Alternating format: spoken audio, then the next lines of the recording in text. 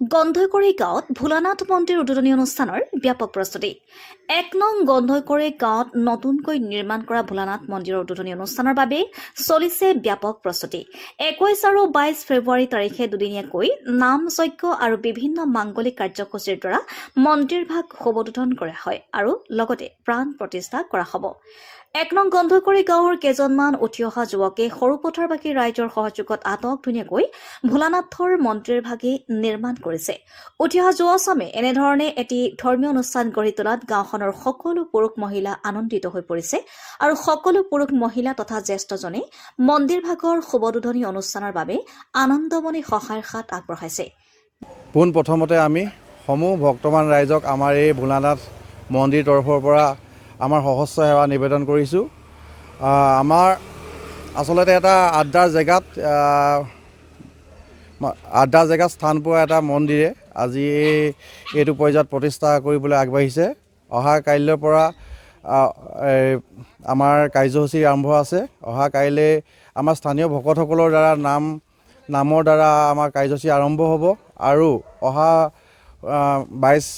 ২২ ফেব্ৰুৱাৰী তথা অহা বৃহস্পতিবাৰে আমাৰ পুৰোহিত জ্ঞানীসকলৰ দ্বাৰা পূজা অৰ্চনা যাগ যজ্ঞৰে আমাৰ প্ৰাণ প্ৰতিষ্ঠা কৰা হ'ব আৰু উক্ত অনুষ্ঠানলৈ আমাৰ সমূহ ভক্তপ্ৰাণ তথা যিসকল ৰাইজৰ সহায় সহযোগিতাত আমাৰ এই অনুষ্ঠানভাগে পূৰ্ণ ৰূপ ল'বলৈ সক্ষম হ'ল, তেওঁলোকক আমাৰ এই মন্দিৰৰ তৰফৰ পৰা আমি নিমন্ত্ৰণ জনাইছোঁ। তেওঁলোকক আপোনালোকৰ এই চেনেলৰ জৰিয়তে আমাৰ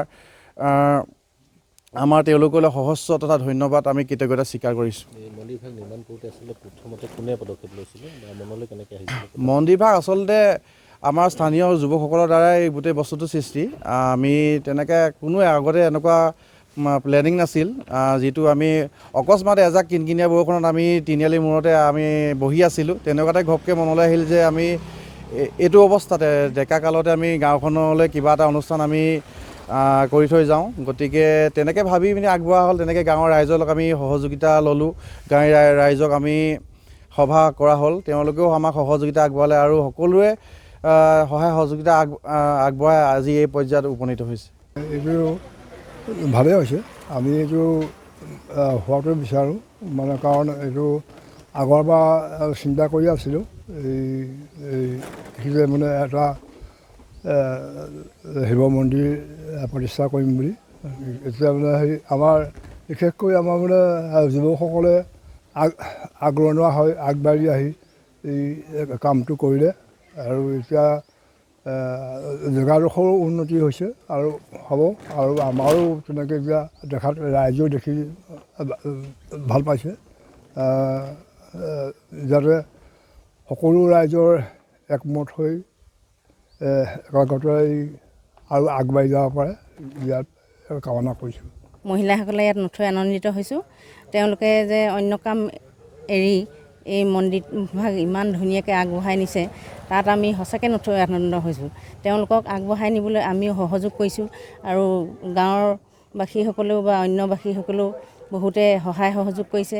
মন্দিৰভাগ এইদৰে সাফল্যমণ্ডিত হৈ যেন আমাৰ আৰু আগলৈও এনেকৈ যেন উন্নত হৈ থাকে, তাৰ বাবে আমি সকলোকে কামনা কৰি আৰু তেওঁৰ ওচৰত প্ৰাৰ্থনা কৰি আমি আমাৰ ঠাইডোখৰো যাতে উন্নতি হৈ যায় তাৰ বাবেও কামনা কৰিছোঁ।